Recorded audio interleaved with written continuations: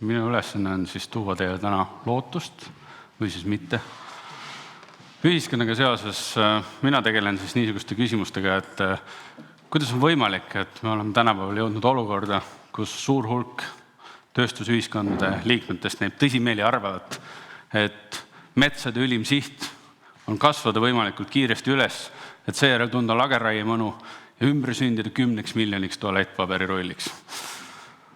See on see, mida ma enam-vähem uurin. Hakkame siis aga otsast pihta. Mis on siirded ja kuidas nad toimivad? Tööstusühiskonna eripära on see, et ta koosneb sotsiotehnilistest süsteemidest. See on niisugune kimp tehnoloogiaid, ärimudeleid, regulatsioone, kasutajate igapäevaelu rutiine ja niisuguseid laiemaid kultuurilisi tähendusi, mis täidavad mingit ühiskondlikku tarvet. Näiteks energia, liikuvus või toit. Liikuvussüsteemi puhul näiteks me peame siis selle all silmas autosid, kütusetaristut, liikluseeskirju, auto liisimist, harjumast käia autoga koolis ja tööl. Ja ka seda, et näiteks kui me ostame sportauto, siis me näitame naabrile, kuivõrd ägedad me oleme. Ja ajastute vältel on siis nendes sotsiotehnilistes süsteemides toimunud radikaalsed nihked tööstusühiskonnas teinekord. Kui neid ei juhita, need võtavad aega umbes 50–100 aastat ja see toimeloogika tõepoolest muutub tundmatuseni. Kui me võrdleme hobukaarikute põhist linnatranspordisüsteemi aastal 1870, autopõhise linnatranspordiga aastal 1970, siis nad on peaaegu igas aspektis üksteisest täiesti erinevad. Ja mida siirdeuurijad oskavad öelda, on see, et niisugused radikaalsed nihked toimuvad siis, kui kokku saavad 3 tingimust. Esiteks peab olema mingisugune suurem surve väliskeskkonnast, mida olemasolev süsteem ei suuda oma vahenditega ära lahendada. See omakorda avab siis võimaluse radikaalsetele nišilahendustele, mis kerkivad esile ja asendavad olemasoleva süsteemi. Näiteks 19. sajandi linnatransporti puhul linnastumine tekitas probleeme hobukaarikute põhisele transpordile. Hobused olid aeglased, hobused kakasid palju tänavatele ja selle tõttu ei suutnud nad ühel hetkel enam transporditarvet nii täita, nagu inimesed oleksid soovinud. Asemele kerkisid jalgrattad, aurutrammid, elektritrammid, hiljem elektriautod, auruautod, bensiinimootoriga autod ja diiselmootoriga autod, mis kõik hakkasid omavahel konkureerima ja ühel hetkel kerkis esile autopõhine linnatransport ja selline on ta suuresti tänaseni. Ja kuidas see siis haakub selle teemaga, millest eelnevalt räägiti? Selles mudelis kliimamuutus ja elurikkuse kadu on just nimelt suured väliskeskkonna surved, mis tekitavad ületamatuid probleeme olemasolevatele sotsiotehnilistele süsteemidele. Ja teistpidi toimib ka. Me pakume kliimauurijatele ja keskkonnauurijatele natukene lootust, sellepärast et meil on olemas innovatsiooniteooria, ehk siis me saame rääkida, millistel tingimustel toimuvad radikaalsed nihked ja millistel tingimustel nad ei toimu. Ja näiteks IPCC 3. töörühma raportis on tegelikult siirdeuuringud päris ilusasti juba sees ka. Nonii, mida me peaksime siis süsteemidest teadma? Üks esimene asi, mida siirdeuurija ütleb, et valitsevad süsteemid on tugevalt rajasõltuvad ja väga alalhoidlikud. Ja see tähendab omakorda ka seda, et kui me hindame alternatiivseid tehnoloogiaid, siis me tihtipeale hindame nende potentsiaali väiksemaks, eriti kui nad kipuvad olemasoleva süsteemiga konkureerima. Siin on üks hiljutine uuring, mis vaatas rahvusvahelise energiaagentuuri ja integreeritud hindamismudelite prognooside täpsust. Siin on kujutatud siis tegelikust punktidena aastast 1980, kuidas päikeseenergia maksumus on odavnenud versus siis kõige optimistlikumad prognoosid. Ja siit on näha, et isegi kõige optimistlikumad prognoosid ikkagi alahindasid aastakümneid süstemaatiliselt seda, kui kiiresti päikeseenergia odavamaks läks. Veel enam. Need teadlased vaatasid ka prognoose selles osas, kuidas toimub odavnemine aastatel 2010–2020. Ja mida nad leidsid? Oli see, et prognoositud odavnemine, keskmine, oli 2,6%. Ükski prognoos ei läinud kaugemale kui 6%, aga tegelikkus oli 15%.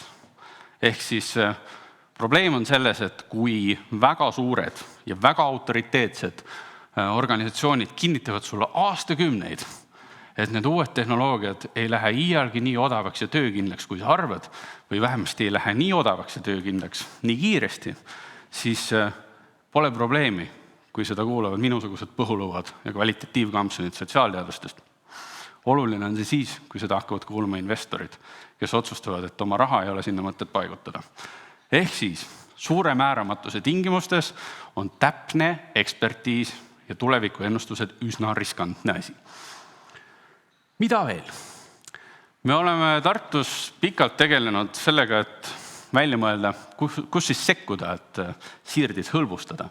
Ja laias laastus, alati on laias laastus on vastus lihtne, eks ole. Tarvis on uusi tehnoloogiaid, tarvis on uusi ärimudeleid, regulatsioonid aitavad kaasa, kasutajad võiksid oma tarbimispraktikaid muuta ja võiksime ka harida ja tõsta teadlikkust. Veel hullem on see, et seda tuleb teha väga erinevatel tasanditel. Ehk siis sul on tarvis toetada uusi niši innovatsioone, mis tahes probleemile, et sul oleks mitmekesine hulk lahendusi. Sul on tarvis toetada nende nišide kasvamist ja omavahelist ühendumist, näiteks liikuvussüsteemis. Pikka aega nokitsesid elektriautod ja isesõitvad autod eri nurkades, inkubaatoriga võiksid nad kokku viia. Veel hullem. Siis on tarvis hakata olemasolevat süsteemi õõnestama ka, sellepärast et ettevõtjad ei ole mitte ainult turul domineerivas positsioonis, vaid tihtipeale on neil näiteks eelisligipääs ka, mis puudutab nõuandmist poliitiliste otsuste osas. Poliitikud teavad väga hästi, et kõik need protsessid tekitavad väga palju ebameeldivaid tagajärgi. Ehk siis, kui sa õõnestad valitsevat süsteemi, võib tekkida struktuurne tööpuudus teatud regioonides, inimestel on tarvis ümberõpet, tekib rahulolematus ja kõik need probleemid vajavad tegelemist. Veel hullem, ühest süsteemist ka ei piisa. Siis peab hakkama vaatama, mis mitmes süsteemis korraga toimub. Kui sa näiteks tahad transporti elektrifitseerida, aga elekter tuleb ikka fossiilsetest kütustest, siis sa tegelikult kandid reostust ühest kohast teise. Ehk siis tarvis oleks koordineerida mitme süsteemi arengut korraga. Ja lõppude lõpuks oleks tarvis ka tähelepanu pöörata laiematele raamtingimustele. Näiteks meil siin viimasel ajal saavad väga palju tähelepanu küsimused, et kui palju me oleme omaks võtnud Euroopa Liidu poolt sätestatud kohustusi ja kas me nüüd saaks neist kuidagi välja vingerdada, sest tuleb välja, et need kohustused ei olnudki nii meeldivad, kui me alguses arvasime. Teooria on tore, aga nüüd tuleb praktika. See on üks päris tuntud uuring, mis vaatas poliitilisi meetmeid energia- ja liikuvussüsteemides eri riikides. Siin on Soome näide. C-tähega on tähistatud erinevad meetmed, mis toetavad uute nišilahenduste esiletõusu. Ja D-tähega on tähistatud need, mis õõnestavad ja destabiliseerivad olemasolevaid lahendusi. Ja need tulemused on hiljem kinnitust leidnud ikka ja jälle. Ehk siis poliitikutele meeldib kangesti linti lõigata ja toetada uusi nišilahendusi, aga niipea kui läheb asi küsimuseni, et tuleks midagi keelata, midagi kelleltki ära võtta, millegi lõpetamine ära otsustada, siis selles suhtes tekivad äkki suured kõhklused. Probleem on selles, nagu te mäletate, et siire toimub ainult siis, kui saavad kokku kaks asja. Olemasolev süsteem peab nõrgenema välissurve mõjul ja nišid peavad olemas olema. Ja need õppetunnid tegelikult mängisid üsna ilusasti rolli ka meie hiljutistes uuringutes. Mida me tegime? Me korraldasime 2 küsitlust, meil oli kaasatud üle 250 eksperdi, kes hindasid üle 160 sekkumise energia- ja liikuvussüsteemi vallas. Ehk siis üks asi, mida nad hindasid, oli see, et kas peaks seda Eestis rakendama või see pigem ei sobi Eestisse ja pole tarvis. Ja tulemused näitavad, et ka teadlased on inimesed, mis ühiskonnateadlast võib-olla enam ei üllata, aga äkki loodusteadlast küll. Mida me leidsime? No esimene asi on see, et niipea kui jällegi juttu on tehnoloogiate toetamisest, subsiidiumite maksmisest, siis on kõik hästi. Kui on juttu inimeste harimisest ja teadlikkuse tõstmisest või faktikontrollist meediast, siis on ka hästi. Niipea kui on juttu regulatsioonidest, standarditest ja ärakeelamisest, neid sekkumisi pooldatakse üldjuhul vähem. Teine asi on see, et kui küsida inimestelt, kas te sooviksite rohkem jalgrattateid või tahaksite rohealasid linna, siis on kõik väga hästi. Kui te küsite inimestelt, et kas meil oleks tarvis rohkem näiteks autovabasid linnaosasid planeerida, siis lähevad arvamused üsna pooleks juba. Kui te küsite inimestelt, et kas kodanikuaktivistid võiksid aktiivselt protesteerida ja selle teel muutusi esile kutsuda, siis seda vihkavad isegi eksperdid, poliitikutest rääkimata. Nii ta on. Aga üks huvitav asi oli küll, mis me leidsime, on see, et kui meediat jälgida, siis tihtipeale käib raamistus niisuguste ebaadekvaatsete roheaktivistide ja siis teadjate ekspertide vahel. Mida me leidsime on see, et kui küsida inseneridelt, teadlastelt, ettevõtjatelt, poliitikutelt või kodanikuaktivistidelt, siis valdkondlik kuuluvus ei ennusta eriliselt seda, millisena nähakse Eesti energiaportfelli aastal 2050. Ehk siis ka ekspertide hulgas valitseb tegelikult väga suur määramatus selles osas, milline saab olema meie tulevik. Mõnes mõttes on see hea uudis, sest see näitab, et tulevik on üsna lahtine, teisest küljest on see halb uudis, sest kuidagi me peame konsensusele jõudma. Nii, tundub siiamaani ole keeruline. On väga keeruline. Absoluutselt läheb, sest sellest kaugeltki ei piisa. Millega ma olen viimased 10 aastat aega veetnud, on see, et me oleme professor Johan Schottiga Utrechti ülikoolist üritanud välja töötada lähenemise, kuidas siis mõtestada tööstusühiskonna teket, arengut ja kriisi. Ja me kasutame selleks siis niisugust mudelit, kus me vaatame sotsiotehniliste süsteemide pikaajalist koosarengut. Ja idee on selles, et see pikaajaline koosareng on ühest küljest viinud enneolematu heaolu kasvuni. On tõepoolest enneolematu heaolu kasvuni. Samas ei ole eriti hästi suutnud see areng lahendada ühiskondliku ebavõrdsusega seonduvaid probleeme ja kindlasti on ta tekitanud massiivse keskkonnakriisi. Ja meie põhitees ongi vast see, et kui otsida lahendusi, siis need lahendused peavad olema umbes samas mõõtkavas kui need, mis tekitasid tööstusrevolutsiooni. Ehk siis me väidame, et tarvis on teist suurt siiret. Mida see tähendab sisuliselt? Sisuliselt tähendab see seda, et meil oleks tarvis omavahel seotud siirdeid paljudes erinevates süsteemides samas suunas, veel hullem. Meil oleks tarvis ümber mõtestada nii mõnedki fundamentaalsed tööstusühiskonnast pärit uskumused, normid ja käitumisviisid, mis puudutavad loodust, teadust ja tehnoloogiat. Ja viimast tähelepanekut pidas Euroopa Teadusnõukogu nõnda oluliseks, et ta andis mulle hiljuti raha, et ma saaksin veeta järgmised 5 aastat, käies konverentsile ja uurides seda teemat. Miks ta siis oluline on? Ma toon ühe näite, mis võib-olla esimesena selles kontekstis esile ei kerki. Ehk siis Mark Jacobson on higipull otsa ees viimast kümnendi arvutanud, et 100% taastuvenergeetikale üleminek üleilmselt on võimalik. Vesi, päike ja tuul. Ta on välja arvutanud, et see oleks võimalik niimoodi, et elektrikatkestusi ülemaailmselt ei teki ja ta on ülitäpselt välja arvestanud, et see võimaldaks tekitada 28,6 miljonit töökohta, vähendades samas globaalset energiatarvet 57,1%. Ja ta on Stanfordi ülikoolis, eks ole. See on professionaalne kadedus. Kui nüüd hakata vaatama, millisesse konteksti need ettepanekud langevad, siis on probleem selles, et me oleme ühiskonnas, mis usub siiralt, et tehnoloogiaga saab lahendada kõik mured.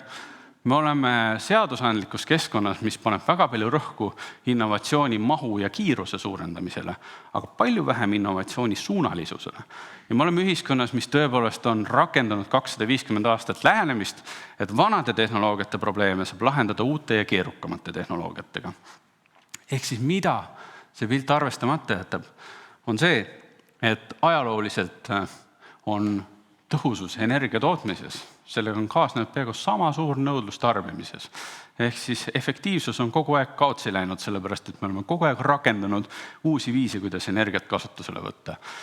Ja Austrias on sotsiometabolistid tegelikult ka üritanud modelleerida seda, milline võiks olla tööstusühiskonna ressursikasutusprofiil, kui minna üle taastuvenergiale ja üldiselt see nõuab heroilisi eeldusi ringmajanduse osas, mida veel ühiskondades ligilähedaseltki ei ole praegu.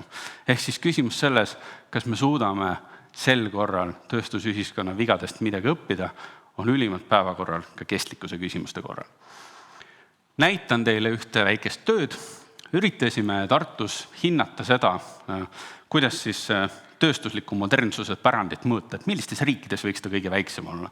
Ja selleks me kombineerisime siis ühiskondliku uskumusi, näiteks palju ühiskondades toetatakse majanduskasvu versus keskkonnakaitset, norme, palju on keskkonnaregulatsioone, mis on orienteeritud keskkonnakahjude ärahoidmise versus need, mis on suunatud keskkonnakahjude ennetamisele ja praktikaid. Näiteks, kui palju on rohepatente.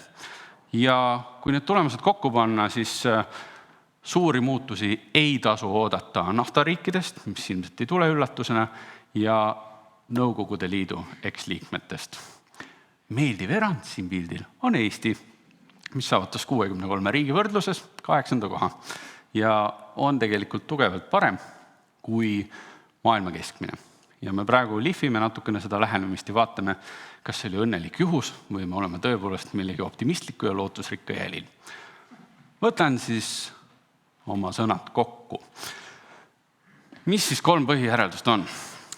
Võib-olla esimene, mida ma püüdsin rõhutada, on see, et jällegi, kui Eestis rääkida hästi palju sellest, et teatud teemadega tegelevad mingid hullud roheaktivistid, siis siirdeуurija jaoks on see tegelikult märk sügavamast probleemist.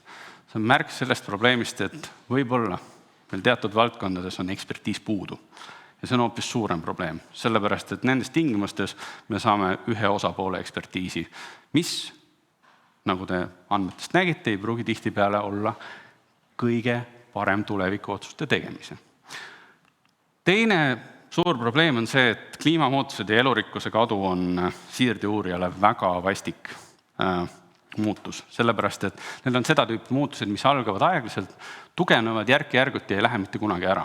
Ja see tähendab seda, et tükk aega on ühiskondlikult väga lihtne teha nägu, et probleemi ei ole olemas, teha nägu, et inimesed, kes nendega tegelevad, ei ole tõsiselt võetavad, väita, et nende probleemidega saab tegeleda olemasolevate süsteemide optimeerimise teel ja häda on selles, et kui ükskord asi tõsiseks läheb, siis meil on palju vähem alternatiive laual kui siis, kui meil oleksime mõelnud selle probleemi peale alguses. Ja et natukenegi süstida teisse optimismi, siis nagu te nägite, üllataval kombel Eesti potentsiaal nendeks suurteks muutusteks on siiski ülimalt soodne. Kuigi see on midagi, mida te ei pruugiks võib-olla esmapilgu tähele panna, kui te avate lehed hommikul ja saate oma igapäevase koguse meediasoppa. Ja ma pean tunnistama, et minul on täpselt samamoodi, et väga raske on säilitada meelerahu ja nendes tingimustes lähen ma tavaliselt kirjanduse juurde tagasi. Ma arvan, et oleks paslik parafraseerida lõpetuseks vendasid Strugatskeid ja nende raamatu Väljasõit rohelisse lõpulauset. Ehk siis mida ma teile soovin? Ma soovin teile kõikidele süsimusta optimismi, tasuta ja ärgu kellelegi tehtagu liiga. Ma tänan.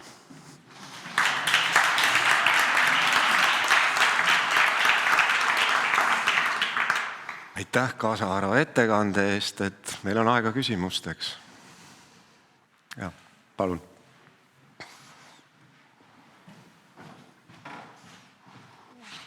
Ja, aitäh väga hea humoorika ettekande eest.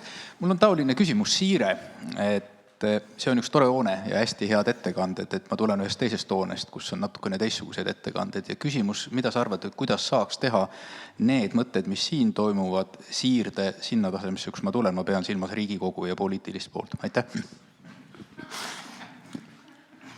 No praegu paistab, et tuumasõda on päris hea valik.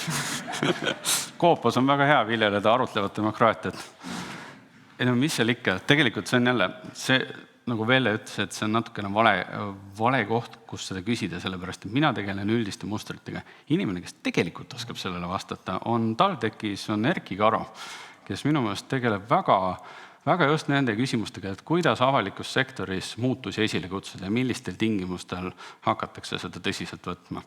Tavaliselt on, ma ei tea, on vist policy streams äkki on selline teooria, mis ütleb ka, et sul peavad vähemasti 3 erinevat poliitika kujundamise haru kokku langema. Tavaliselt on, eks ole, avalikkuse tähelepanu ja administratiivne tegevus ja mis iganes see kolmas lõik seal veel on. Aga jah, point on selles, et nii palju on neid teadlasi, kes peaksid siin olema, et vastata neile küsimustele, millele mina ei oska. Nii, võime teise kiire küsimusega võtta.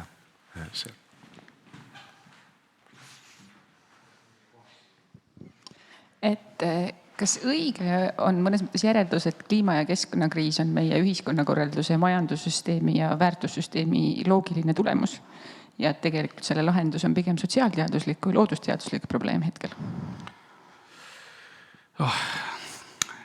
nii ja naa. Selles mõttes, et ma tahaks näha, kuidas sa veenad suurt hulka ühiskonda meeleparandusele. Et askeete on teatud ühiskonnas, eks ole, teatud protsent. Ühiskonnateadlasel või siirteooria on tegelikult üsna pessimistlik lähenemine inimesel. Inimene on rumal ja laisk ja käitub rutiinselt. Ehk siis parim asi, mida sa teha saad, on kujundada ümber sotsiotehnilised süsteemid selliseks, et kestlik käitumine muutuks rutiinseks ja sa peaksid selle jaoks, et olla tõbras, kohutavalt palju vaeva nägema. Kuidas seda saavutada, on muidugi hoopis teine küsimus. Aga suur tänu Laurile. Tänan.